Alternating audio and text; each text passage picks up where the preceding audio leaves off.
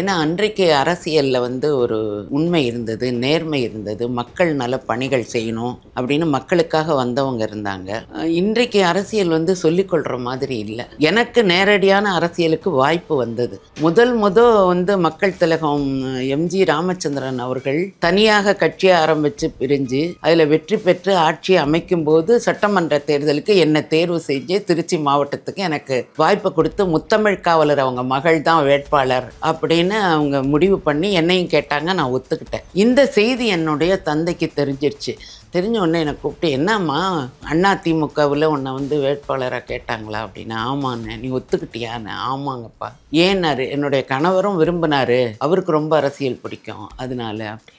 அவர் எங்கள் அப்பா கேட்டது அந்த காலத்திலே கேட்குறாரு என்ன, இந்த கால அரசியல் உனக்கு ஒத்து வருமா? அரசியல் எனக்கு தகுதி இல்லைன்னு சொன்னாலே அது தலைகணமாக இருக்கும்னு சொல்லி, நான் அரசியலுக்கு தகுதி இல்லாதவன்னு நான் ஒதுங்கி இருக்கும்போது என் கண்ணு முன்னாலேயே நீ எப்படி அரசியலுக்கு வரலாம்? அப்போது அண்ணன் நீங்கள் வரணும் தங்கச்சின்னு கேட்டதுனால எனக்கும் ஒரு ஆர்வம் இருந்தது, அரசியலில் பயணிக்கிற ஆர்வம் இருந்ததுனால அது தாத்தா தொடங்கி வச்சதாக தான் நினச்சி வந்தேன். எந்த மக்களினுடைய வாழ்க்கை முன்னேறணும்னு நான் ஆசைப்பட்றேனோ அண்ணன் அதையே தான் செஞ்சிட்ருக்காங்க. நான் அதனால தான் நான் எல்லார்கிட்டையுமே சொல்வேன், எங்கள் தாத்தாவுக்கு ஒரு பெரிய கனவு இருந்தது, தமிழ் தேசிய கனவு. அந்த கனவை தான் அண்ணன் தன்னோட தோளில் தூக்கி வச்சுருக்காங்க. அப்படி இருக்கும்போது அண்ணன் சீமான் அவர்களோட சேர்ந்து களத்தில் நிற்கணுன்றது என்னுடைய அறம் கடமைன்னு தான் நான் நினைக்கிறேன். அந்த ஏழை எளிய மக்களோட அன்பெல்லாம் பார்க்கும்போது தமக்கு ஏதாவது ஒரு விடிவு இவங்க கொடுத்துட மாட்டாங்களா அப்படின்னு நம்மளையெல்லாம் அவங்கள கொண்டாடும் போது எனக்கெல்லாம் பதறுது. இந்த மாதிரியான ஏழை மக்களையாடா நீங்கள்லாம் இவ்வளோ நாள் ஏமாற்றி அவங்கள ஏமாற்றியே நம்ம வாக்கு சேகரித்து மற்ற திராவிட கட்சிகள் வாழ்ந்தப்போ இவங்களுக்கு ஏதாவது நம்ம ஒரு நல்லது செய்யணும் அப்படின்னும் போது அண்ணன் அந்த ஏழை எளிய மக்களுக்காக தான் நிற்கிறாங்க. தூத்துக்குடியில் ஒட்டப்பிடாரத்தில் 19 வயசில் அன்புங்கிற தலைப்பில் பேசுனதை ஐயா வஉசி மணலில் உட்காந்து கேட்டிருக்காரு எங்கள் அப்பா பேச்சை. அது வரலாறு புத்தகத்துல எல்லாம் கூட இருக்குது. அந்த கடிதங்கள்லாம் என்கிட்ட இன்னும் இருக்குது, வச்சுருக்கேன். அண்ணாதுரை எழுதுனதும் சரி. ஆனால் அது காலையில் தீர்மானம் போட்டு முடிஞ்சதை மாலையில் பேரை மாற்றி இதை தமிழர்னா சரி வராது, நம்மெல்லாம் தெலுங்கராக இருக்கும்போது நமக்கு இடம் இல்லாமல் போயிடுமோன்னு ஒரு பயம் அவங்களுக்கு. அதனால இதை திராவிடம்ங்கிற பேரில் வச்சாங்க. இன்றைக்கு நான் பார்க்குறது கூட இந்த செந்தமிழன் சீமான் சொல்கிறதும் சரி, அது உண்மையிலேயே எங்கள் அப்பா அன்றைக்கி சொன்னதும் சரி. அன்னைக்கு எங்கள் அப்பா என்ன சொன்னாரோ அதைத்தான் இன்றைக்கி தம்பி செந்தமிழன் சொல்கிறாரு. என்ன சொன்னார்? திராவிடம்னு ஒரு இனம் கிடையாது, திராவிடம்னு ஒரு மொழி கிடையாது, திராவிடம்னு ஒரு நாடு கிடையாது. திராவிடம்ன்ற சொல்லுக்கு பொருள் என்ன? திராவிடம் எங்கே இருக்குது?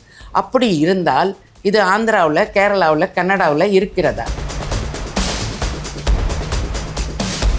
வேங்கை வலையொலி உறவுகளுக்கு வணக்கம். வேட்பாளர்களை நம்ம தொடர்ச்சியாக நேர்காணல் எடுத்து வரோம். அதன் தொடர்ச்சியாக இன்று தாத்தா கியாபே விஸ்வநாதம் அவர்களுடைய பெயர்த்தியும் அவருடைய மகள் அம்மா மணிமேகலை அவங்களுடைய மகளுமான அக்கா வெற்றி செல்வி அவங்க காஞ்சிபுரத்தில் வேட்பாளராக களம் காண்றாங்க. கொஞ்சம் வேறுபட்ட ஒரு நேர்காணலாக அம்மா மகள் 2 பேரையும் சேர்த்து நேர்காணல் எடுக்கலாம்னு நினச்சோம். அதுதான் இந்த நேர்காணல்.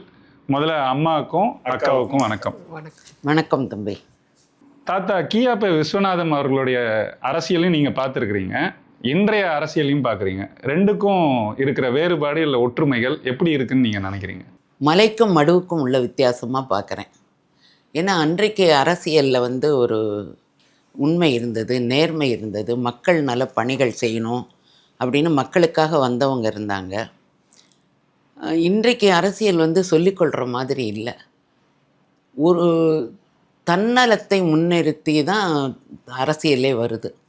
அரசியலுக்கு வந்தால் வர்றதுக்கு வெற்றிக்கு என்ன செய்யணும், எப்படி செலவழிப்போம், செலவழிப்பதெல்லாம் எப்படி பின்னால் சம்பாதிக்கலாம் அப்படிங்கிற ஒரு கோட்பாட்டோடு வர்றவங்க அந்த மக்கள் நல திட்டம் போடுறாங்களோ இல்லையோ தெரியாது, தன்னுடைய முன்னிறுத்திக்கிறதுக்கு தன்னை வளப்படுத்திக்கிறதுக்கு என்னென்ன செய்யணுமோ அந்த திட்டத்தோடு தான் முன்னேற்பாட வர்றாங்க.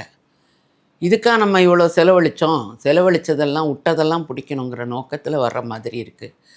இதில் என்ன வருத்தப்பட வேண்டியதுன்னா, அந்த மக்களுடைய எண்ணங்கள் சிதைஞ்சு போச்சுங்கிறது தான் வருத்தப்பட வேண்டியது. அது ஒன்று தான் இன்றைக்கி நான் பார்க்குறேன். தாத்தா நேரடியாக அரசியலில் நீண்ட காலம் பயணித்தார். அதுக்கு பிறகு கிட்டத்தட்ட ஒரு தலைமுறை, உங்கள் தலைமுறையில் நேரடியான அரசியலில் யாருமே ஈடுபடலை. உங்களுக்கு சில அரசியல் பணிகளில் நீங்கள் ஈடுபட்டிருந்தாலும் நேரடி அரசியலுக்குள்ளே நீங்களும் வரல. இப்போ உங்களுக்கு அடுத்த தலைமுறை நேரடி அரசியலில் வராங்க. அது எதனால் அப்படி நடந்துச்சு? இந்த நேரத்தில் நான் ஒன்று சொல்ல விரும்புகிறேன். எனக்கு நேரடியான அரசியலுக்கு வாய்ப்பு வந்தது. முதல் வந்து மக்கள் திலகம் எம்ஜி ராமச்சந்திரன் அவர்கள் தனியாக கட்சியை ஆரம்பித்து பிரிஞ்சு அதில் வெற்றி பெற்று ஆட்சி அமைக்கும்போது சட்டமன்ற தேர்தலுக்கு என்னை தேர்வு செஞ்சு திருச்சி மாவட்டத்துக்கு எனக்கு வாய்ப்பு கொடுத்து முத்தமிழ் காவலர் அவங்க மகள் தான் வேட்பாளர் அப்படின்னு அவங்க முடிவு பண்ணி என்னையும் கேட்டாங்க. நான் ஒத்துக்கிட்டேன். இந்த செய்தி என்னுடைய தந்தைக்கு தெரிஞ்சிருச்சு. தெரிஞ்ச உடனே என்னை கூப்பிட்டு, என்னம்மா அதிமுகவில் உன்னை வேட்பாளராக கேட்டாங்களா அப்படின்னு. ஆமாண்ணே. நீ ஒத்துக்கிட்டியான்னு. ஆமாங்கப்பா. ஏன்னாரு, என்னுடைய கணவரும் விரும்பினார், அவருக்கு ரொம்ப அரசியல் பிடிக்கும் அதனால அப்படின்னு. உனக்கு என்ன இப்போ வயசு அப்படின்னு கேட்டார். எனக்கு என்ன, அப்போ அவர் 79 80 தானே அவர் ஆட்சி வந்தது. 77 அப்போ இருக்கும். அதை தான் அந்த 2-3 வருஷம் வித்தியாசம் சொல்கிறேன். 77ன்னா அப்போ எனக்கு ரொம்ப, நான் 57, நான் பிறந்தது 47. அப்போது 30 வயது தான். 35 வயது. இந்த வயதில் அரசியலுக்கு நீ தேவை, எப்படி போவ? இன்றைக்கு அரசியல் அவர் எங்கள் அப்பா கேட்டது அந்த காலத்திலே கேட்குறாரு என்ன, இந்த கால அரசியல் உனக்கு ஒத்து வருமா? எப்படி? நான் அரசியல் எனக்கு தகுதி இல்லைன்னு சொன்னாலே அது தலைகணமாக இருக்கும்னு சொல்லி, நான் அரசியலுக்கு தகுதி இல்லாதவன்னு நான் ஒதுங்கி இருக்கும்போது என் கண்ணு முன்னாலேயே நீ எப்படி அரசியலுக்கு வரலாம் அப்படின்னு ஒரு கேள்வி கேட்டார். நான் எங்கள் அப்பா பேச்சை தட்டாதவ, தந்தை சொல் தட்டாத மகள். எதாக இருந்தாலும் அப்பா உங்களுக்கு விருப்பம் இல்லைன்னா நான் போக மாட்டேன் அப்படின்னு சொன்னேன். இல்லைம்மா, இன்றைக்கு அரசியல் நல்லா இல்லை, நீங்கள் நீ போகிறத நீயே முடிவு பண்ணிக்க, நல்லது எது கெட்டது எதுன்னு சொல்கிறது தான் என் கடமை, விருப்பம் உங்களுது அப்படின்னாரு. இல்லைங்கப்பா, நீங்கள் என்னோடய நன்மைக்கு தான் சொல்லுவீங்க, அதனால் நான் விளைவிக்கிறேன்னு. அதில் என் கணவருக்கு கூட ரொம்ப வருத்தம். நான் சொல்கிறேன் கணவராக இருக்கவங்க ஒன்று சொல்கிறேன் நீ இல்லைன்னு. அப்படி எனக்கு அந்த அரசியல் வாழ்க்கை தட்டிட்டு போச்சு. இது என்னன்னா விதின்னு சொல்லலாம். யார் யாருக்கு என்ன பிராப்தம்னு ஒன்று சொல்லுவாங்கள்ல, என்ன நடக்கணுமோ அதுதான் நடக்கும். அது எனக்கு அந்த இது இல்லை. அதனால் இன்றைக்கு என்னுடைய மகள் வந்திருக்காங்கங்கும்போது எனக்கு ரொம்ப பெரிய மகிழ்ச்சி. காரணம், காலம் மாறுது, கால ஓட்டம் மாறுது, முந்தி இருந்த மாதிரி இல்லை, காலம் மாறுது, மக்களுடைய எண்ணங்கள் மனநிலை மாறுது. எது இருந்தாலும் எங்களுடைய குடும்பத்திலேயே நாங்கள் அடுத்தவங்களுக்கு நல்லது செய்யணும். எங்கள் அப்பா அடிக்கடி சொல்கிறது என்னன்னாக்கா, நான் எனதுன்னு இருக்கக்கூடாது, நாம் நமது, நம்ம குடும்பம், நம் பிள்ளை, நம் மக்கள்னு ஒரு பரந்த நோக்கத்தோடு இருக்கணும். அப்படி இருக்கும்போது உங்ககிட்ட இருக்கிறத இல்லாதவங்களுக்கு கொடுத்து அவங்க மனம் மகிழ்ச்சி அடையிறதை கண்டு உன்னுடைய உள்ளமும் மகிழ்ச்சி அடையணும், மலர்ச்சி அடையணும் அப்படின்னு ஒரு அடிக்கடி சொல்லுவாங்க. அதை தனக்கென வாழாமல் பிறர்க்கென வாழணுங்கிறத அடிக்கடி சொல்லுவாங்க. அப்படி அந்த குடும்பத்தில் நான் வந்தவாசி. இன்றைக்கி இன்றைய சூழ்நிலையில் எப்படியோ அரசியல் கெட்டிருந்தாலும் கூட இந்த அரசியல் சாக்கடைன்னு எல்லாரும் சொல்லிட்டா இப்படி அதில் இறங்கி சிலராவது சுத்தப்படுத்தணும்ல, அப்படி நினச்சி தான் நான் என் மகளை தைரியமாக நீ சந்தோஷமாக நீங்கள் இறங்குங்க அப்படின்னு சொல்லியிருக்கேன். மகிழ்ச்சி. நீங்கள் எப்படி அரசியலுக்குள்ளே வரீங்க? எப்படி நாம் தமிழர் கட்சிக்கு சேர்ந்தீங்க? உங்கள் அரசியல் பயணத்தை பற்றி சொல்லுங்க. நாம் தமிழர் கட்சி நான் வந்தது என்னுடைய தாத்தாவுடைய விருப்பம் அப்படின்னு தான் எடுத்துப்பேன். ஏன்னா திருச்சியில் தாத்தாவுடைய குரு பூஜையில் தான் அண்ணனை சந்தித்தேன். அப்போது அண்ணன் நீங்கள் வரணும் தங்கச்சின்னு கேட்டதுனால எனக்கும் ஒரு ஆர்வம் இருந்தது, அரசியலில் பயணிக்கிற ஆர்வம் இருந்ததுனால அது தாத்தா தொடங்கி வச்சதாக தான் நினச்சி வந்தேன். இதற்கு முன்னாடி நான் ஒரு இயக்கத்தில் பயணிச்சுட்டு இருந்தேன் ஒரு 5 வருடம். அப்புறம் அந்த இயக்கத்தில் அது சரியாக செயல்படலைன்னா வெளியில் நான் இயற்கை விவசாயம் பண்ணலான்னு சொல்லி காஞ்சிபுரமில் மாகரல்ன்ற கிராமத்தில் இப்போ அங்கே அதுதான் பண்ணிகிட்ருக்கேன், இயற்கை சார்ந்து. அதனால் அந்த இடத்துலே இருந்ததுனால அண்ணன் அந்த வாய்ப்பை கொடுத்து. அது ஒரு சமுதாய இயக்கமா? அது சமுதாய இயக்கம் நினைக்கிறேன். தொடக்கத்தில் ஒரு சமுதாய இயக்கம், அதுவும் அதை மக்கள் நல பணி செய்யணும்னு போனது. சரி, நீங்கள் அதுவும் தமிழ் தேசிய அரசியலுக்கே வரீங்க. தாத்தா பயணித்தது வாழ்க்கை முழுக்க ஒருத்தர் தமிழ் தேசியவாதியாக பயணித்தார் அப்படின்னு நம்ம எடுத்து பார்க்கும்போது தாத்தா வரலாற்றில் தான் அப்படி பார்க்க முடியுது. ஏன்னா மற்றவங்க நிறைய பேர் போய் கரைஞ்சிட்டாங்க. எந்த திராவிடத்தை எதிர்த்தாங்களோ அந்த திராவிட கட்சிகளோடவோ அல்லது காங்கிரஸ்லேயோ அந்த காலகட்டத்தில் போய் கரைஞ்சதை தான் நம்ம வரலாறாக பார்க்குறோம். ஆனால் வாழ்க்கை முழுக்க அவங்களோடலாம் சில காலங்களில் சில நேரங்களில் வேலைகள் சார்ந்து பயணித்தாலும் அந்த திராவிட அரசியல்ன்றதை ஏற்றுக்கொள்ளாமல் கடைசி வரைக்கும் தமிழ் தேசியவாதியாக வாழ்ந்த ஒருத்தர் தான் இவர் தான் இருக்கிறத வரலாற்றில் பார்க்குறோம். அப்போ அந்த அரசியலுக்கு நீங்கள் வந்திருக்கீங்க, அதை எப்படி நடந்துச்சு, இல்லை எப்படி பார்க்குறீங்க? இல்லை, நடுவில் கூட எனக்கு வேற சில அரசியல் கட்சிகள் போகக்கூடிய வாய்ப்பு வந்தாலும் நமக்கு, நான் எல்லார்கிட்டேயும் அதான் சொல்வேன், இன்றைக்கே என்ன நீங்கள் ஒரு ஸ்டேஜில் ஏற்றி விட்டு பேசுமான்னு சொன்னீங்கன்னா நம்ம வந்து மனதிலேருந்து பேசணும்னு நான் ரொம்ப விருப்பப்படுவேன். நம்ம என்ன நினைக்கிறோம் அந்த எண்ணத்தை நம்ம வெளிப்படையாக பேசணும் அப்படின்னு.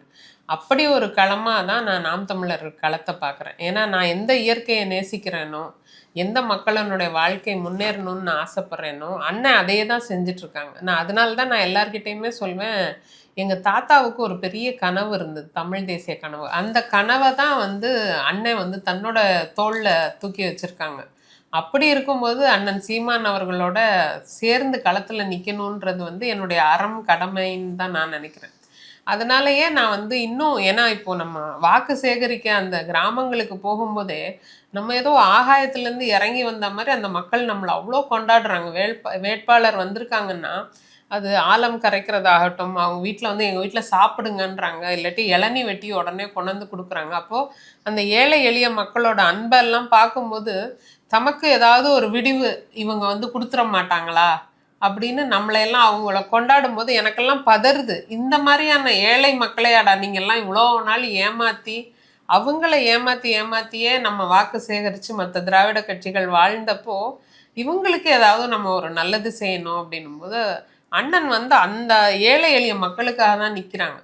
அண்ணனுடைய நீங்கள் எடுத்து பார்த்தீங்கன்னா அந்த போராட்டங்கள் மற்ற இதெல்லாம் பார்க்கும்போது அது எதுவுமே வந்து அரசியலுக்காக நின்ன விஷயமாவே இருக்காது.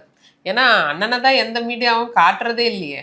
அவங்க வந்து நிற்கிறாங்க, போராடுறாங்கங்கிறத கூட செய்து, ஆனால் அவர் அதை தன்னுடைய கடமையாக செய்கிறாரு.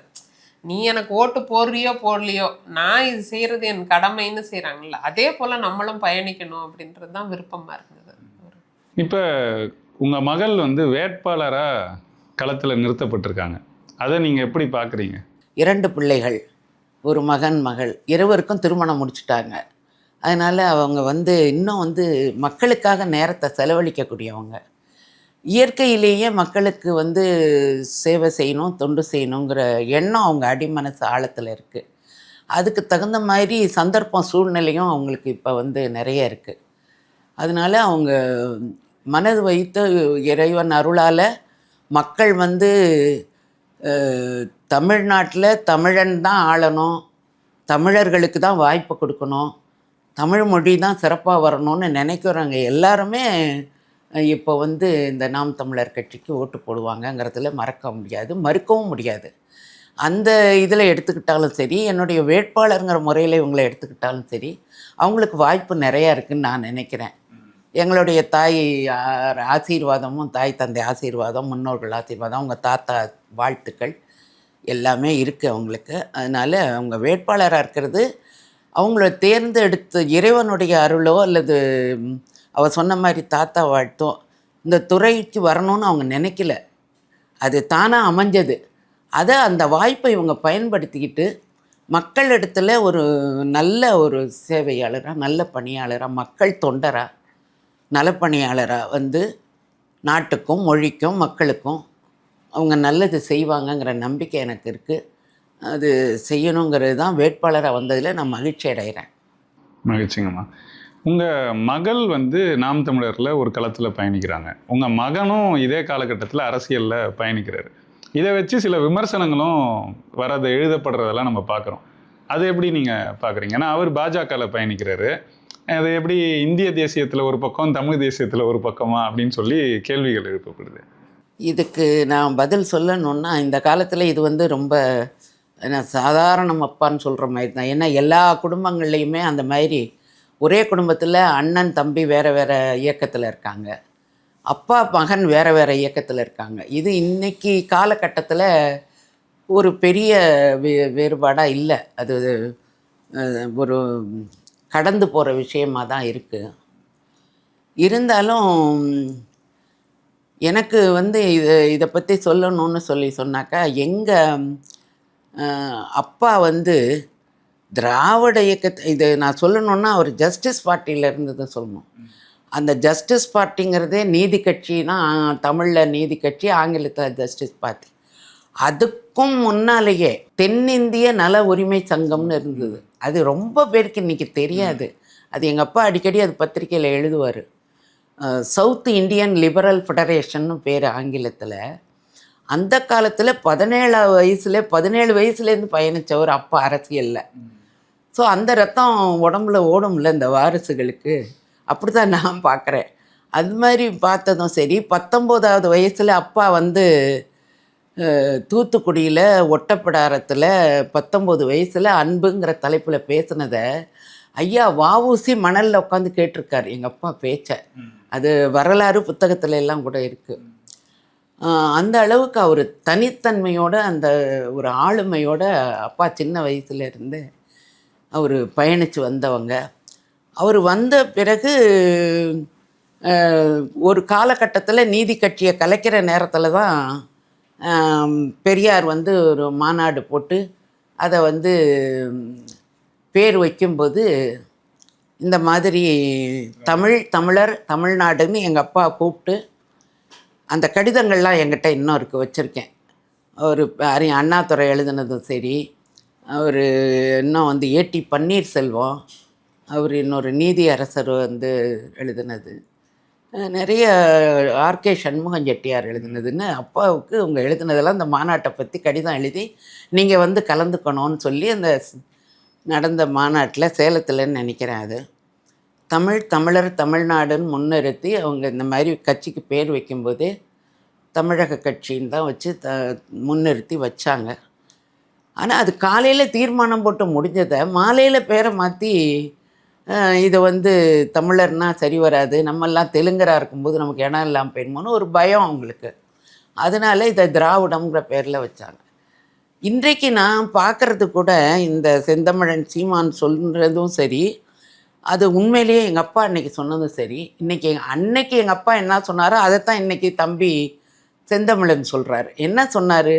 திராவிடம்னு ஒரு இனம் கிடையாது, திராவிடம்னு ஒரு மொழி கிடையாது, திராவிடம்னு ஒரு நாடு கிடையாது. திராவிடம்ன்ற சொல்லுக்கு பொருள் என்ன? திராவிடம் எங்கே இருக்குது?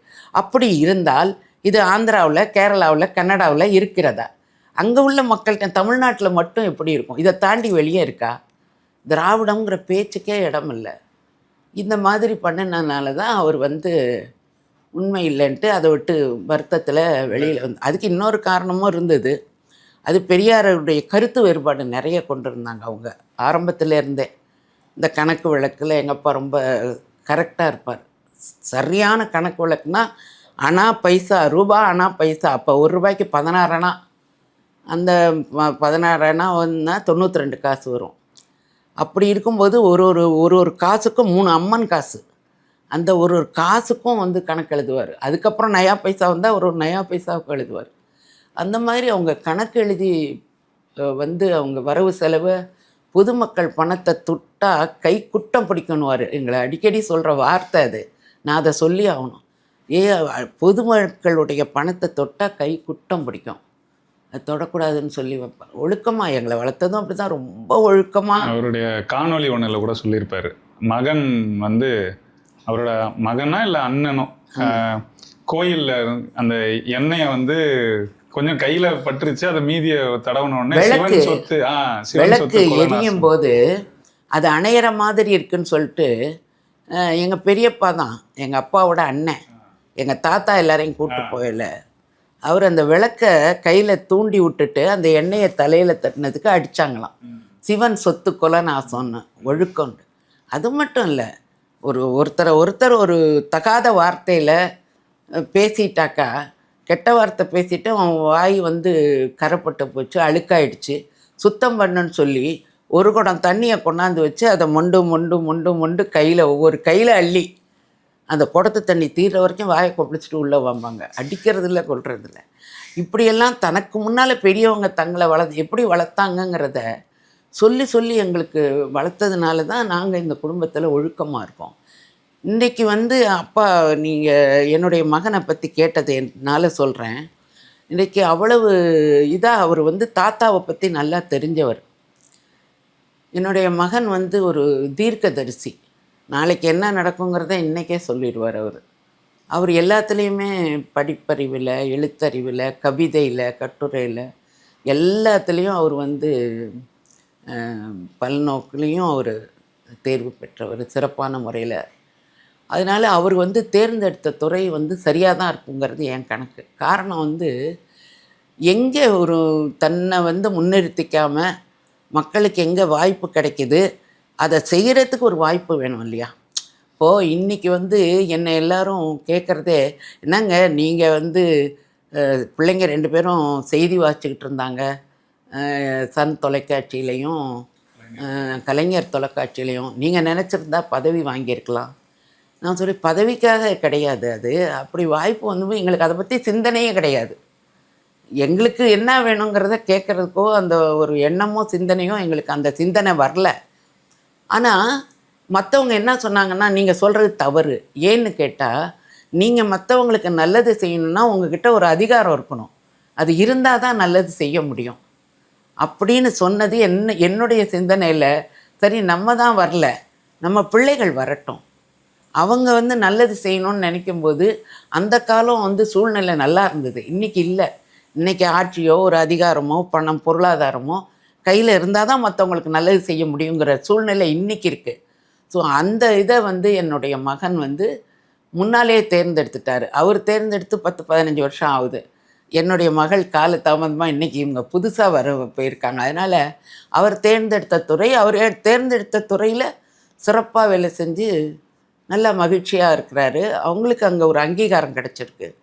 அது நான் எனக்கு ஒரு பெற்ற தாய்க்கு என்ன வேணும், ஒரு தாய் தந்தையருக்கு என்ன வேணும், பிள்ளைகளை பற்றி மற்றவங்க நல்லா இருக்காங்க நல்லது செய்கிறாங்கன்னா அதை கேட்டு மகிழ்ச்சி அடைகிற உள்ளம் தானே. அதனால் ஈன்ற பொழுதில் பெரிதுவக்கம் தன் மக்களை சான்றோன்னு என கேட்ட தாயா நான் மகிழ்ச்சியாக இருக்கேன். அவங்க துறையில் சிறப்பாக செய்கிறாங்க. மகிழ்ச்சியம்மா. நீங்கள் வேட்பாளராக தேர்வு செய்யப்பட்டது, அதுவும் காஞ்சிபுரத்தில் அப்படின்னும் போது அது எப்படி இருந்துச்சு, எப்படி நடந்துச்சு, நீங்கள் எப்படி அதை பார்க்குறீங்க? அண்ணன் வந்து திருச்சியில் தான் இப்போ வேட்பாளராக நில்லுங்கன்ற மாதிரி சொன்னாங்க. நானும் சரின்னு எப்படி போவீங்கன்னெலாம் கேட்டாங்க. அப்போ நான் சொன்னேன், யாரும் இருக்காங்களான்னு. யாரும் இல்லைன்னு, ஆனால் நான் ஏதோ ஒரு வீடு எடுத்து தங்கிடுறேன் அப்படின்ற மாதிரி.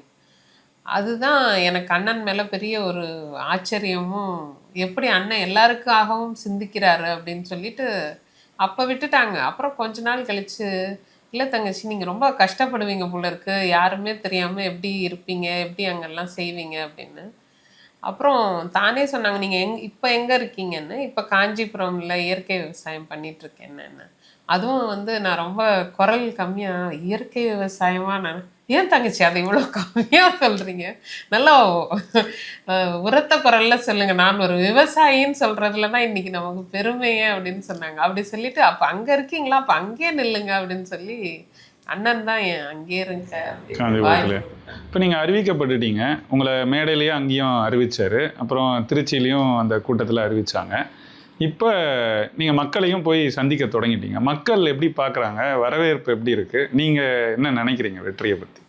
வெற்றி வாய்ப்புன்னு எடுக்கும்போது எல்லாருமே சொல்கிறதும் அதுவாக, எனக்கும் வந்து இப்போ ஒரு மிகப்பெரிய வாய்ப்பு நம் கண் முன்னாடி இருக்குது. நாம் தமிழர் கட்சியில் இந்த முறை வந்து அண்ணன் சீமான் அவர்கள் சட்டமன்றம் போகிறது வந்து உறுதியாக இருக்குது. அண்ணன் போகும்போது புலிப்படையில் எத்தனை பெண் புலிகள் போகிறாங்க அப்படின்றது ஒரு பெரிய பேச்சாக இருக்குது. அதில் காஞ்சிபுரத்துலேருந்து நானும் போகணும் அப்படின்றது ஒரு பெரு விருப்பம். களம் அதற்கு சாதகமாக இருக்குது.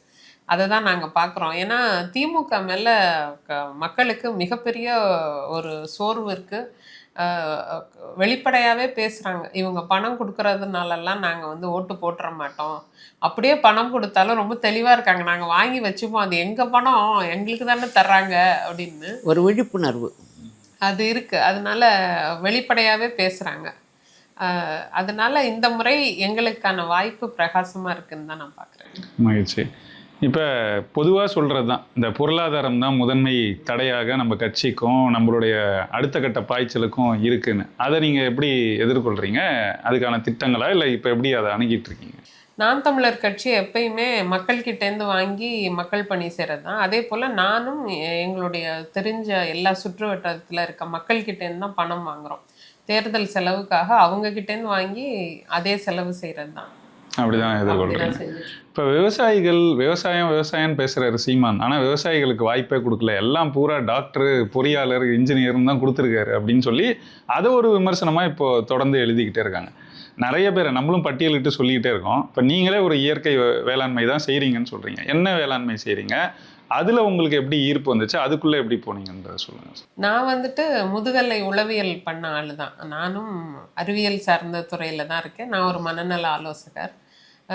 நான் வந்து நம்மாழ்வார் ஐயா குழுவோட ரொம்ப காலம் பயணிச்சிட்ருக்கேன். ஒரு 15 வருடமாக நான் அந்த குழுவோட பயணிச்சுட்டு இருக்கும்போது நாங்கள் ஊர்தோறும் நம்மாழ்வார் ஐயா வந்து ஒரு 3 விடயங்கள் முக்கியமாக சொல்லுவாங்க. நஞ்சில்லாத உணவு, மருந்தில்லாத மருத்துவம், சுவர் இல்லாத கல்வி அப்படின்னு சொல்லுவாங்க. அப்போது நான் என்னுடைய துறை சார்ந்து நானே மாணவர்களுக்கான மனநலம் சார்ந்த விஷயம் செய்கிறதுனால எனக்கு அதில் ஒரு பெரிய ஈர்ப்பு இருந்தது. நான் இதை தான் சொல்லிகிட்ருக்கேன், கல்வி இங்கே தவறாக இருக்குது, குழந்தைகளுக்கு வந்து நம்ம சரியான கல்வி போதிக்கலன்னு. ஐயாவும் பாருங்க, விவசாயம் பற்றி சொல்லும்போது 2 விஷயங்கள் வந்து உணவு சார்ந்தும் விவசாயம் சார்ந்தும் சொல்லிட்டு 3ஆவதை வந்து குழந்தைகளுக்காக சொல்கிறதுல எனக்கு அது ஒரு பெரிய பிடித்தமாக போயிடுச்சு. ஐயோ, நம்மளும் இதை தானே பேசிகிட்டு இருக்கோன்னு. ஐயாவும் அதான் சொல்கிறாங்க, இன்றைக்கி அந்த கல்வி முறை மாறணும், இன்னும் அது நம்ம தமிழகத்தில் மாறல, ஒரு ப்ராக்டிக்கல் கிளாஸஸ் வரணும் குழந்தைகளுக்கான. அதனால நாங்கள் வந்துட்டு இந்த சுவர் இல்லாத கல்வின்றதுல வந்துட்டு ஒரு வகுப்பறைக்குள்ளர இந்த குழந்தைகளை முடக்கிடக்கூடாது. அவர்களோட குழந்தைகளுக்கான அறிவு வளர்ச்சிக்கு வந்து எல்லையே இல்லை. ஆனால் நம்ம வந்து அதை ஒரு கட்டுக்குள்ளர வச்சுட்டு வளரும் போதே அந்த பிஞ்சை வந்து நம்ம கருக்கிடுறோம். அதை சிந்திக்கவே விடாமல் ஒரு கல்வி அப்படின்றது எப்படி இருக்கணும்னா, இன்னைக்கு எப்படி இருக்குன்னா, ஒரு ஆசிரியர் பேசுவாங்க, 60 பேரும் கேட்டுக்கிட்டு இருப்பாங்க. அப்படி இருக்கக்கூடாது. ஒவ்வொரு குழந்தைக்குள்ளரும் 1000 கேள்வி இருக்கும். அப்போ அந்த குழந்தைகள் கேள்வி கேட்கணும், ஆசிரியர் அதுக்கு பதில் சொல்லணும். இப்படி தான் கல்வி இருக்கணும். அப்படி இருந்தால் தான் சிறப்பாக இருக்கும். அதனால ஐயா வந்து அதை தான் சொன்னார், சுவரே இருக்கக்கூடாது, அங்கே ஒரு கல்வி நடக்கணும் அப்படின்னு. இது வந்து ரொம்ப பெரிய விஷயம். இதை பேசுனா நம்ம மணிக்கணக்கில் பேசலாம். அப்போ அந்த விஷயத்த நாங்கள் கிராமம் தோறும் எடுத்துகிட்டு போவோம். போய் குழந்தைகளுக்கெல்லாம் சொல்லுவோம். உணவுலேருந்து எல்லாமே சொல்லி கொடுப்போம். உணவு ஏன் நஞ்சாகுதுன்னு. அப்புறம் மருத்துவத்தை வந்து நம்ம தமிழ் சார்ந்து என்னென்ன இருந்ததோ எல்லாத்தையுமே அழிச்சிட்டாங்க. தமிழ் மொழி அழித்தது போலவே தமிழருக்கான ஒரு கல்வி இருந்தது, அதுவும் நமக்கு சொல்லித்தரப்போல. தமிழருக்கான மருத்துவம் இருந்தது. இன்னைக்கு மருத்துவம் அப்படின்னாலே அலோபதியில் போய் நிற்கணுன்ற மாதிரி ஆயிடுச்சு. ஆனால் நம்மாழ்வார் ஐயா என்ன சொல்லுவாங்கன்னா, நமக்கு ஏதாவது ஒரு வியாதி வந்ததுன்னா நம்மளை சுற்றி 1 கிலோமீட்டர்லேயே அதற்கான செடி வளர்ந்துருமாமா. அப்போது நம்ம செய்ய வேண்டியதெல்லாம் அதை இனம் கண்டு அந்த மருந்தை நம்ம மூலிகையை சாப்பிடணுன்றது தான். இதை மாதிரி விஷயங்கள்லாம் வந்து நம்ம அடுத்த தலைமுறைக்கு சொல்லித்தர்றது தான் கல்வின்னு என்னை பொறுத்த வரைக்கும். அதனால இதெல்லாம் கொண்டு போய் சின்ன பிள்ளைகள்கிட்ட நாங்கள் சேர்ப்போம். இன்னொரு விவசாயி இந்த கட்சியில் வேட்பாளராக இருக்காங்க. ஆமாம், இதில் இன்னொரு பேசு பொருள் என்னென்னா, ஈவேரா எதிர்ப்பு, பெரியார் எதிர்ப்பு அப்படிங்கிறது. இது வந்து இப்போ அண்மை காலத்தில் நாம் தமிழர் கட்சி அண்ணன் சீமான் மிக கடுமையாக ஈவேரா எதிர்ப்பு கருத்துக்களை கடந்த ஒரு 1.5 ஆண்டுகளாக கொண்டு போய்கிட்டு இருக்கோம். இதுக்கு தொடக்கம்னு பார்த்தா தாத்தா தான். ஏன்னா கூடவே பயணித்தவர், ரொம்ப நெருக்கமாக பயணிச்சுட்டு அவர் செயல்பாடுகள் சரியில்லைங்கிறதுனால அந்த காலத்திலேயே எதிர்த்தவர். ஆனால் இங்கே பார்த்தீங்கன்னா கெடுவாய்ப்பாக அரசியலுங்கிறதே ஈவேரா வழி வந்தவர்களால் கட்டமைக்கப்பட்ட ஒரு சூழலில் இருந்தோம்.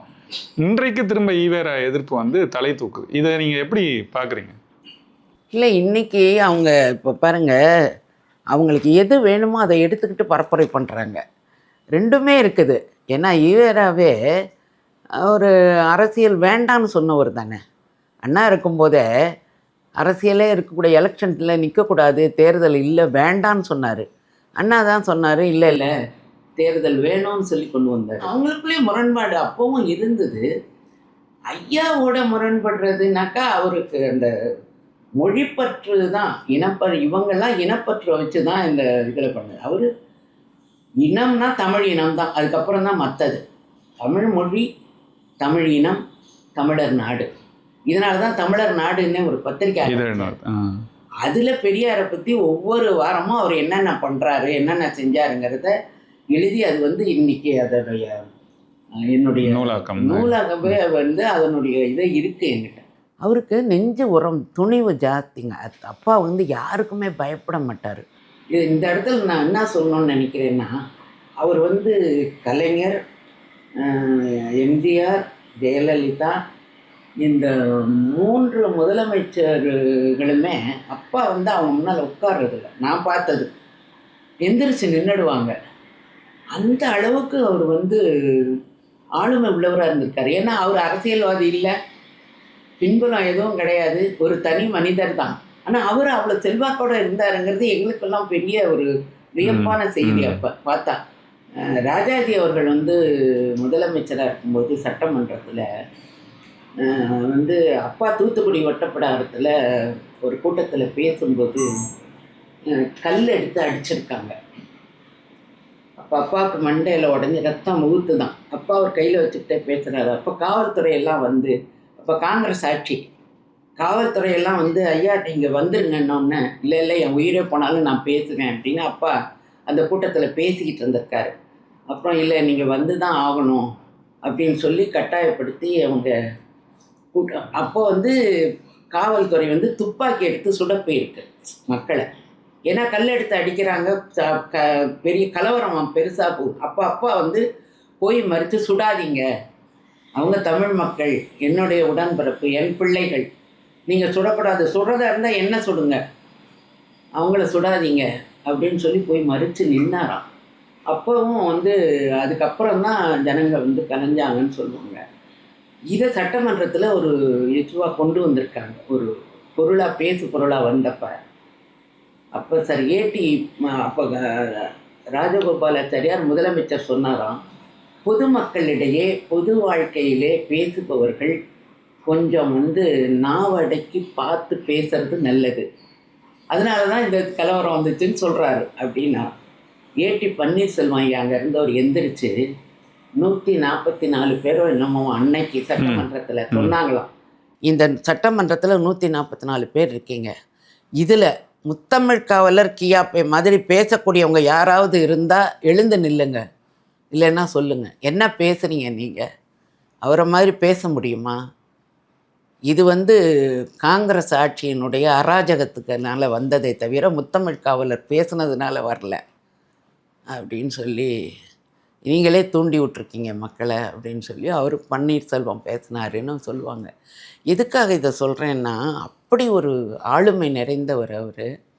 சின்ன வயசுலேருந்தே வந்து தனக்கு பின்னாலேயும் தன்னுடைய பிள்ளைகளும் மக்களும் நல்லதை நினைக்கணும், நல்லதை பேசணும், நல்லதை செய்யணும், நல்லதையே எண்ணு, நல்லதையே சொல்லு, நல்லதையே செய், நீ நல்லா இருப்ப, இதுதான் அவருடைய தாரக மந்திரம். இதை தான் எங்களுக்கும் சொல்லி கொடுத்தாங்க. இதுக்கு பிறகு அவர் நடக்கணுங்கிறதுக்கு என்ன நினச்சாரோ, என்ன தேர்ந்தெடுத்தார். நாங்கள் 10 பிள்ளைகள், நான் 9வது பொண்ணு. சின்ன வயசில் 5 வயசுலேருந்தே என்னை வந்து திருக்குறள் ஒப்பிக்க, அப்போல்லாம் திருக்குறள்னால் ரொம்ப பேருக்கு என்னன்னு தெரியாது, வாயிலையும் நுழையாதும்பாங்க. எனக்கு 5 வயசாக இருக்கையில், "இங்கே வாம்மா நீ திருக்குறள் சொல்லும்பாங்க." நான் குழந்த தானே அப்போ, எனக்கு 5 வயசு, நான் திருக்குறள் சொன்னால் எனக்கு காசு கொடுப்பீங்களான்னு கேட்டேன். "இதோ கொடுக்குறேன்னு" சொல்லி உடனே ஒரு ஓட்ட காலனா, அந்த காலத்தில் ஒரு ஓட்ட காலனாக இருக்கும், அது வந்து உடனே வந்து ஒரு குறள் சொன்னால் ஒரு காலனாக கொடுப்பாங்க. அதை வாங்கி மோதிரம் மாதிரி கையில் மாட்டிக்கிறது. அகர முதல எழுத்தெல்லாம் ஆதி பகவன் முதற்றே உலகுன்னு ஆரம்பித்து 100 குறள் எனக்கு மனப்பாடமாக சொல்லி கொடுத்தாரு. 100 குறளும் 5 வயசில் மனப்பாடமாக சொன்னேன். அப்போ சொல்லி முடித்த உடனேயே வந்து மேடை ஏற்றிட்டாங்க என்ன. தமிழ் மக்களிடையே இந்த திருக்குறளை பரப்புறதுல முதல் இடம் அப்பாவுக்கு. ஏன்னா பட்டி தொட்டியெல்லாம் போய் திருக்குறள் படிப்பகம், திருக்குறள் நூலகம்னு திறந்து வச்சதும் சரி, வள்ளுவருடைய பெருமையை பற்றி பேசுனதும் சரி, இந்த குறளுடைய இதையும் சொல்லி, எந்த காலத்துலேயும் மக்களுக்கு உதவக்கூடியது திருக்குறள். படிச்சிருந்தா வாழ்க்கையில் துன்பமே வராது, எல்லா பிரச்சனைகளுக்கும் தீர்வு வந்து திருக்குறளில் இருக்குது அப்படின்னு சொல்லி அந்த காலத்திலேயே வள்ளுவர் நெறின்னு புத்தகமும் 25 புத்தகம் எழுதியிருக்காங்க. அதில் வள்ளுவரை பற்றி நிறைய எழுதியிருக்காங்க. அப்போ எனக்கு அதை சொல்லி கொடுத்து மேடை ஏற்றுவாங்க. அப்போ என்னென்னா, அவதானம் முதல் குறள் சொன்னோன்னு 10 பிறவி பெருங்கடல் நீந்துவர் நீந்தார் இறைவனடி சேர, 11 வானின்று உலகம் வழங்கி வருதலால், 100 மங்களம் என்ப மறைமாற்றி மற்றதன் அங்கலம், அப்படின்னுட்டு 100 இனிய உளவாக இன்னாத குரல் கனி எடுப்ப காய்கள், 60 மங்களம் என்ப மனைமாட்சி மற்றதன் நன்கலம் அப்படின்னு இந்த நம்பரை வந்து சொல்லி சொல்லி சொல்லி 100 குறளையும் என்னை மனப்பாடமாக பேச வச்சு மக்கள் அப்படி ஒரு ஈர்ப்பு அவங்களுக்கு. இதை இப்படி கொண்டு போய் சேர்த்தாரு. அது மட்டும் இல்லை, இந்தி எதிர்ப்பு பாடல்களையும் தமிழை வந்து எப்படி மக்களுக்கு சேர்க்கறதுன்னையும் எனக்கு சொல்லிக் கொடுப்பார். அப்போ அவரே அங்கே எழுதி எனக்கு பாட்டு சொல்லி கொடுப்பாரு. இளந்தமிழா எழுந்திரடா இன்பமெல்லாம் கொணர்ந்திடுவாய், வளம் பெருக்கி தமிழ்நாட்டை வானாடாய் செய்திடுவாய், வானாடாய் செய்திடுவாய். இளந்தமிழா எழுந்திரடா. குறிஞ்சி மனம் பாரிக்கொடை கொல் புரியும் கொடியிமயம் பொருந்திடுமோர் தனி வீரம், போக விட்டு வாழ்வாயோ போக விட்டு வாழ்வாயோ, இளந்தமிழா எழுந்திரடா. மக்கள் எல்லாம் ஓர் குலமாம் மாநிலமே ஓர் வீடாம், தக்க நெறி இது கண்ட தமிழன் நீ மறவாதே, தமிழன் நீ மறவாதே. இளந்தமிழா எழுந்திரடா இன்பமெல்லாம் கொணர்ந்திடுவாய், வளம் பெருக்கி தமிழ்நாட்டை வானாடாய் செய்திடுவாய். இப்படி இது மாதிரி நிறைய பாட்டு சின்ன வயசுல சொல்லி கொடுத்துருக்காரு. அப்புறம் அப்பெல்லாம் ஒரு வயசுல அவர் சொல்லி கொடுத்ததை இந்த வயசுல நீங்க அப்படியே பாடுறீங்க. பாடுறேன். இன்னொன்று பாட்டை சொல்லி கொடுப்பாரு. ஐயைய வேணாங்க இது என்ன வம்புங்க, இந்தி உதவாதுங்க, இந்தி உதவாதுங்க. ஐயைய வேணாங்க இது என்ன வம்புங்க, இந்தி உதவாதுங்க, இந்தி உதவாதுங்க. பையன் நம்ம நாட்டிலே கட்டாயமாக்கியே பாழாக்குறாங்களே நம் தாய் மொழியை, நம் தாய் மொழியை. கியவியா எங்குதே கியவியா எங்குதே, கரபுற எங்குதே, இந்தி உதவாதுங்க, இந்தி உதவாதுங்க. இந்த மாதிரி எல்லாம் நான் மேடையில் ஏறி 5 வயசுலேருந்து பாடி அவங்கள கூட்டத்தோடு போனேன். அவர் மனசில் தொலைநோக்கு பார்வையோடு என்ன நினச்சிருக்காருன்னா, தனக்கு பின்னாலேயும் தன்னுடைய எண்ணங்கள் சிந்தனைகள் பேச்சு இதெல்லாம் வந்து மக்கள்கிட்ட கொண்டு போய் சேர்க்கணும். எங்கள் அப்பா இப்படி சொல்லியிருக்காரு, இதை தான் நாங்கள் செஞ்சிட்ருந்தோம். இனியும் மக்களுக்கு வந்து இந்த தனக்கு பின்னால் இந்த நல்ல எண்ணங்கள் நல்ல சிந்தனைகள் நல்ல கருத்துக்கள் மக்களுக்கு சேரணும். அதுக்கு தன் மக்களில் ஒன்று வந்து எங்கள் அப்பா என்னை தேர்ந்தெடுத்திருக்காருங்கிறது எனக்கு ரொம்ப பெரிய ஆச்சரியம் மகிழ்ச்சி. காரணம் வந்து என்னன்னு கேட்டால், 55 ஆண்டுகளுக்கு மேலமாக அவருடைய எண்ணத்தை இன்றைக்கி நான் பூர்த்தி செஞ்சுருக்கேன். பொது வாழ்க்கையில் இருந்திருக்கேன். அவர் அன்றைக்கு விட்டுட்டு போன தமிழக புலவர் குழுவை நான் தான் இன்றைக்கி தொடர்ந்து நடத்திக்கிட்டு வரேன். அப்பா வந்து 73 கூட்டம் நடத்திட்டு மறைஞ்சிட்டார். அதுக்கப்புறம் இன்றைக்கு நாங்கள் 120வது கூட்டத்தை நோக்கி போய்கிட்டு இருக்கோம். எங்கே இருக்குது பாருங்கள். அதனால் அது அந்த அளவுக்கு நாங்கள் வந்து வருஷத்துக்கு 2 கூட்டம் நடத்துகிறோம். இன்றைக்கு இந்த கூட்டத்துக்கு இந்த தமிழக புலவர் குழுவிற்கு தலைவராக இருக்கிறவர் வேலூர் விஐடி பல்கலைக்கழகத்தவர் விஸ்வநாதன் ஐயா, கல்விக்கோ விஸ்வநாதன். அவர் தான் இப்போ இதை தலைவராக இருக்கார். 49 உறுப்பினர்கள் இருக்காங்க. அவர் உருவாக்குனது வந்து எதுக்குன்னு கேட்டாங்க, முதற்சங்கம் இடைச்சங்கம் கடைச்சங்கம் மாதிரி இது 4வது சங்கமாக இருக்கணும்னாரு. அவர் பாண்டித்தேவர் 4வது சங்கம் வைத்ததுனால இது 5வது தமிழ்ச்சங்கமாக கொண்டு வந்துக்கிட்டு இருந்தார். அந்த தமிழ்ச்சங்கம் மாதிரி இதில் நிறைய நாட்டுக்கு மக்களுக்கு மொழிக்கு எப்பொழுதெல்லாம் என்னென்ன இடையூறு வருதோ அதெல்லாம் எதிர்த்து பேசுறது நிறைய வந்து பண்ணியிருக்காரு. தொல்காப்பியத்தை வந்து தொல்காப்பியம் நூலை பாரதிதாசன் ஐயா புதுச்சேரியில் அவர் கையில் கொடுத்து யானை மேலே ஏற்றி உட்கார வச்சு ஊர்வலமாக அவர் உறுப்பினராக இருந்திருக்கார். பாரதிதாசனார் கவிஞர், அவர் புலவர் குழு உறுப்பினராக இருந்திருக்காரு. இதில் இல்லாத உறுப்பினர்களே இல்லை. இன்றைக்கு தமிழகத்தில் மூத்த தமிழறிஞர்கள் யார் யார் இருந்தாங்களோ அத்தனை பேர் இருந்திருக்காங்க. ராப்பி சேதுப்பிள்ளையிலேருந்து ஒரு சோமசுந்தரனார் ஐயாவிலேருந்து எல்லாருமே இதில் வந்து இருந்திருக்காங்க. பூ ஆலால சுந்தரனார், நிறைய நம்ம ராஜமாணிக்கனார், புலவர் ராஜமாணிக்கனார், வாசுப்ப மாணிக்கனார், மு வரதராஜனார், அது மாதிரி நீங்கள் சொல்லிக்கிட்டே போகலாம். நிறைய ஆமாம் அந்த காலத்துலேருந்து உறுப்பினர்கள் மறைய அந்த இடம் காலியாக நல்ல தமிழறிஞர்கள். அது துறை 7 துறையை வச்சு துறைக்கு 7 பேர்னு 7 49 பேரை வச்சாங்க. இன்றைக்கும் அந்த 49 பேர் இருக்காங்க. அதை நாங்கள் ஆண்டுதோறும் நடத்திட்டு வரோம்.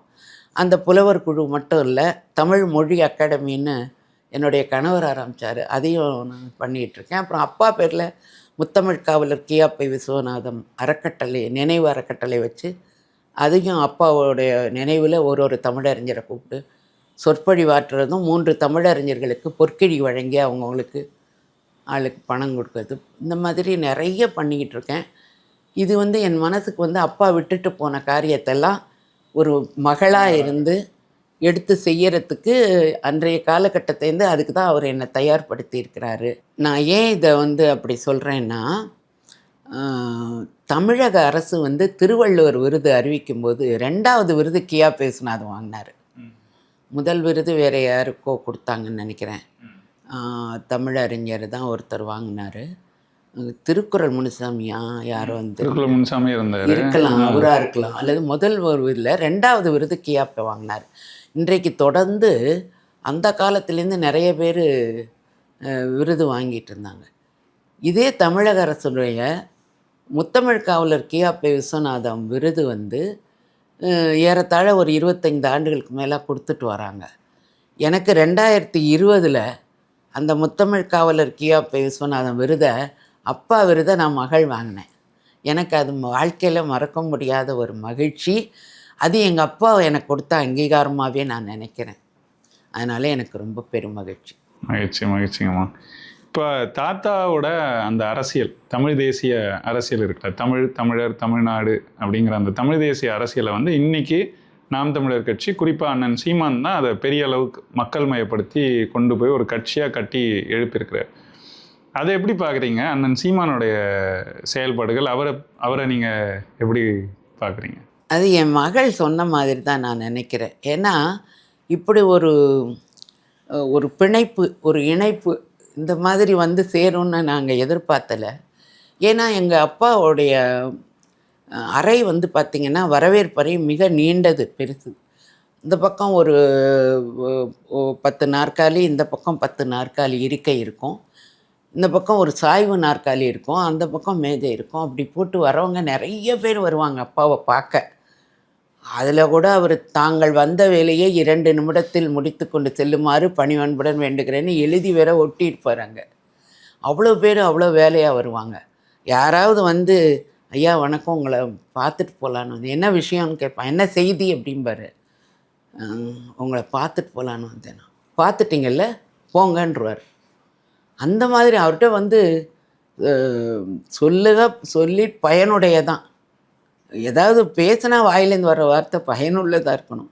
அப்படி இல்லைன்னா பார்த்துட்டிங்கல்ல போயிட்டு வாங்கன்றவார். அப்படிப்பட்ட அறையில் அந்த சாய்வு நாற்காலிக்கு மேலே என்னுடைய படம் தான் பெருசாக மாட்டியிருக்கும். அப்பாவுக்கு வந்து அவ்வளவு ஒரு ஈர்ப்பு, அவ்வளவு மேலே ஒரு பற்று. அப்போ எங்களுக்கெல்லாம் கூட எங்களை அடிக்கடி சொல்லுவார். என்ன சொன்னாருன்னா, எங்ககிட்ட ஒரு தனி மனிதன் 2 அரசாங்கத்தை எடுத்து பண்ணுறாமா, யாரால் முடியும், அவன் தமிழன் அப்படிம்பார். சொல்லும்போதே அவருக்கு நாடி நரம்பெல்லாம் துடிக்கும் அப்பாவுக்கு. இதை நான் கண்ணால் பார்த்தவ. ஏன்னா அந்த படமும் மாட்டியிருக்கும். இலங்கையில் ஈழத்தமிழருக்கு ஏதாவது ஒன்றுனா முதல்ல நிற்கிற ஒரு அப்பா தான். இந்த ஈழத்தமிழர் நலவாழ்வு நிதின்னு இங்கே நிறைய கூட்டத்தில் பேசி திரட்டி ஊரூராக போய் மும்பையிலேருந்து எல்லா நாட்டிலையும் நகரத்துலேயும் பேசி பணம் சேகரித்து அனுப்புவார். அது மட்டும் இல்லை, அங்கே ஒருத்தர் செத்தாங்கன்னு காதில் விழுந்ததுன்னா, வானொலியில் செய்தி கேட்டாங்கன்னாலோ அன்னைக்கு பூரா சாப்பிடவே மாட்டார். அப்படியே அந்த சாப்பாடு அப்படியே இருக்கும். நம்ம வாங்கப்பா சாப்பிட்டு, எனக்கு வேண்டான்றுவார். பட்னி கிடப்பார். அவ்வளோ வருந்துவார். இப்படி சுட்டு கொள்கிறாங்களே தமிழர்கள்னு ரொம்ப வருத்தப்பட்டவர். அப்படி வந்து அந்த தமிழ் மொழி மேலே இருந்த பற்று, தமிழர்கள் மேலே இருந்ததை விட அந்த இலங்கை தமிழர்கள் மேலே, ஈழத்தமிழர்கள் மேலே, இங்கே சென்னையில் ஈழத்தமிழர் மறுவாழ்வு நிலம், ஏதிலியர் மறுவாழ்வு நிலம்னு ஒன்று இருந்தது. அது அந்த சந்திரகாசன் ஐயா நடத்தினாங்கன்னு நினைக்கிறேன். அங்கெல்லாம் வந்து நான் அப்பா கூட போயிருக்கேன். போய் அங்கே பேசியிருக்கோம். 3 மாடி, 90 வயசுக்கு மேலே 3 மாடி அந்த இது இல்லாமல், மின் தூக்கி இல்லாமையே நடந்து இறங்கி வந்து பேசியிருக்காங்க. அவ்வளோ உணர்ச்சி அவங்களுக்கு. ஏன்னா அவர் கேட்டால் இல்லைன்னு சொல்ல மாட்டார். அவங்க வந்து என்ன உதவினாலும் செய்வாங்க. அதே மாதிரி நானும் தமிழ் மொழி அகாடமியில் நான் நிறைய வந்து ஒரு அமைப்பு வச்சு அதுக்கு இந்த வின்ஸ்டன் பஞ்சாட்சரம்னு ஒருத்தர், அவர் ஈழத்தமிழர். இதுக்காகவே அவர் வந்தார். அதை ஒரு பெரிய மாநாடு நடத்தி அதில் வந்து கலைஞர் கருணாநிதி கூப்பிட்டு வச்சு பெரிய மாநாடு நடத்தி இந்த காணொளி காட்சி வச்சேன் நான். எப்படி தமிழர்களை படுகொலை செய்கிறாங்க, எப்படி அந்த ஆங்கிலத்தில் ஜெனசைட்னு சொல்கிறாங்க இல்லையா, ஜெனசைட்னு சொல்கிறாங்க. இதில் நம்ம தமிழில் வந்து அதை அந்த அளவுக்கு எப்படியெல்லாம் தமிழர்கள் துன்பங்களை அனுபவிக்கிறாங்க, அங்கே நாம் எப்படியெல்லாம் அவங்களுக்கு உதவணுங்கிறது. இந்த மாதிரி நான் அப்பா கூடவே இருந்து இதெல்லாம் கண்ணால் பார்த்து கேட்டு இருந்த வசி இன்றைக்கு வந்து செந்தமிழன் சீமான் செய்கிறத பார்க்கும்போது ஏதோ அப்பாவே சொல்லி செய்கிற மாதிரி அவர்களுடைய எண்ணம், அவருடைய நோக்கம் இன்றைக்கு செயலாக்கப்படுறத நினச்சாக்கா வேறு எப்படி பார்க்க முடியும்? அது மனதில் ஒரு விதத்தில் மகிழ்ச்சியாகவும் அதுக்கு நம்மளால் ஆன உதவியையும் செய்யணுங்கிறது தான். வேறு கருத்து வேறுபாடு மாறுபட்டதில்லை. ஏன்னா இது சிறு வயதிலேருந்து நம்ம அனுபவித்த ஒன்று, அது இன்றைக்கு செயலாக்கப்படுது. இது மக்கள்கிட்ட இன்னும் வந்து முழுசாக போய் சேரலை. அது காரணம் ஊடகங்கள்லாம் அவருக்கு வந்து சார்பாக இல்லை. இருந்தாலும் எனக்கு இன்றைக்கு செந்தமிழன்ட்ட பிடிச்சது அந்த தன்னம்பிக்கை. அந்த தன்னம்பிக்கையை விடாமல் நீங்கள் யார் என்ன வேணால் சொல்லுங்கள், பேசுங்க, நான் தனித்து நிற்பேன், என்னுடைய நோக்கத்திலேருந்து கொள்கையிலேருந்து மாறுபட மாட்டேன், இதை நான் செய்து முடிப்பேன் அப்படிங்கிற இந்த நம்பிக்கை தான் எனக்கு தம்பிக்கிட்ட. சந்திச்சிருக்கீங்களா அவரை? நான் சந்திச்சிருக்கேன் ரொம்ப முன்னாடி. இந்த அரசியலுக்கு வந்த பிறகு நெருக்கமாக எல்லாம் சந்திக்கலை, சந்திச்சிருக்கேன், வணக்கம் போட்டிருக்கோம், அவ்வளோதான். பார்க்காமலே தன்னம்பிக்கை வரைக்கும் சரியாக சொல்கிறாங்க பாருங்க. ஆமாம், அவருடைய தன்னம்பிக்கை எனக்கு ரொம்ப பிடிக்கும். நான் பார்க்குறேன்னே இப்போ அவர்கிட்ட வந்து ஒரு உள்ளான ஒரு இப்போ இருக்கிறதுலையே, இப்போ நான் சொன்ன மாதிரி சின்ன வயசில் எங்கள் அப்பா எனக்கு பாட்டு பாடி சொல்ல கொடுத்த மாதிரி அவருடைய பேச்சில் இடையிடையே இன்றைக்கு நாட்டில் நடக்கிற நடப்புகளை ஒரு பாட்டாகவும் மக்கள்கிட்ட போய் சேர்க்குறேன். ஏன்னா அந்த தமிழ்நாட்டில் மக்கள் வந்து எல்லா இடத்துலையும் பாட்டை விரும்புவாங்க. குழந்தை பிறந்ததுலேருந்து இறுதியில் மயானத்துக்கு எடுத்துகிட்டு போகிற வேலை பாட்டிலையே நம்ம வாழ்ந்திருக்கோம். அந்த பாட்டு வந்து தண்ணி இறக்கையில், ஏத்தம் இறக்கையில், வயக்காட்டில் இருக்கையில், வேலை செய்யலை, மாற்ற எல்லா இடத்துலையும் பாட்டு வந்து மனசில் பேசுகிறத விட பாடுறது மக்கள் மனசில் சீக்கிரம் போய் சேரும். அந்த ஒரு இதை ஒரு கையாண்டு இன்றைக்கி நாட்டில் நடக்கிற அவலங்களை பாட்டாக பாடி கொண்டு போகிறாருல, அது இன்னும் எனக்கு ரொம்ப பிடிச்சிருக்கு. அவர் பாட்டை நான் 2-3 பாட்டு பாடுவீங்களா? அது என்ன? என்னம்மா தேவி ஜக்கம்மா நாடு நாசம்மா போகுதே பாரம்மான்னு, அது எனக்கு ரொம்ப அந்த மாதிரி அந்த பாட்டும் சரி. இது வந்து ஆமாம் 1000 ரூபா தாரேன், அரிசி பருப்பும் தாரேன், 1000 ரூபா தாரேன், அரிசி பருப்பும் தாரேன், அத்தை மக வாடி போய் ஓட்டு போட்டு வரலான்னா உன் 1000 ரூபாயும் வேணாம், உன் அரிசி பருப்பும் வேணாம், விவசாயிக்கு போட்டால் எல்லாம் கிடைக்கும் தானான்னு. அந்த மாதிரி அவரே இயற்றுறாரு. நிறைய இது மாதிரி இல்லை, இன்னும் நிறைய பாட்டு கேட்டிருக்கேன் அவரோடது. அது மாதிரி அந்த குழந்தைகள்லேருந்து 4 தடவை கேட்டாங்கன்னா 5ஆம் தடவை பாட ஆரம்பிக்கும். இது வந்து ஒரு என்ன சொல்கிறது, ஒரு மனநலம் இதில் வந்து நம்ம வந்து உளநூல் புலவர்கள் இதாக இருக்காங்க பக்கத்துலேயே. அது வந்து எப்படி மக்கள் மனத்தில் சொல்லாட்சியை கவனிச்சிங்களா? உளநூல் புலவர்கள் உளநூல் புலவர்கள் அந்த உளநூலில் போய் மனசில் பதியறதுக்கு சொல்கிறேன். கண்டிப்பாக இது போய் சேரும். ஏன்னா இன்றைக்கி ஒரு தொலைக்காட்சி பெட்டியை திறந்து வச்சு சின்ன பிள்ளைய விட்டால் 2ஆம் தடவை அந்த பாட்டை கேட்டால் தானே ஆடுதில்ல. அதுக்கு என்ன தெரியும்? அந்த இசை பாட்டு வந்து சீக்கிரம் போய் சேரும் மக்கள் மனதில். அந்த தந்திரத்தை தம்பி புரிஞ்சுக்கிட்டு செய்கிறது எனக்கு ரொம்ப மகிழ்ச்சி. அதை சிறப்பாக செய்கிறாரு. நல்லாவும் நான் பார்க்குறேன். நான் ஊடகங்களில் இந்த ஊடகங்கள் வந்து அவருக்கு சாதகமாக இல்லைன்னா கூட அவர் எதிர்த்து நின்று தன்னம்பிக்கையோட அவர் தன்னம்பிக்கையும் பாராட்டுறேன். இன்னும் மக்களுடைய மனநிலை இப்போ மாற்றம். தங்கச்சி சொன்ன மாதிரி, என் மகள் சொன்ன மாதிரி, மக்கள் மனதில் இந்த ஆட்சியில் வந்து ஒரு அதிருப்தி வட சொல்ல இருந்தால் கூட அதுக்கு தகுந்த நேர் சொல்ல முடியல. மக்கள் வந்து ஆட்சி மாற்றம் விரும்புகிறாங்க. அவங்களுக்கு மன நிறைவு இல்லை. அதான் அதிருப்திக்கு இது மன நிறைவு இல்லை. அதனால அவங்க வந்து தேடுறாங்க. அது தம்பிக்கு ஒரு சாதகமாக இருக்குது. அரசியலில் இப்போ 2 முனை போட்டி, 3 முனை போட்டி, இப்போ 4 முனை போட்டின்னெல்லாம் வருது இல்லை. ஆனால் மக்களுக்கு தெரியும் யார் வந்தால் நல்லா இருக்குங்கிறது. அது கண்டிப்பாக நடக்கும்.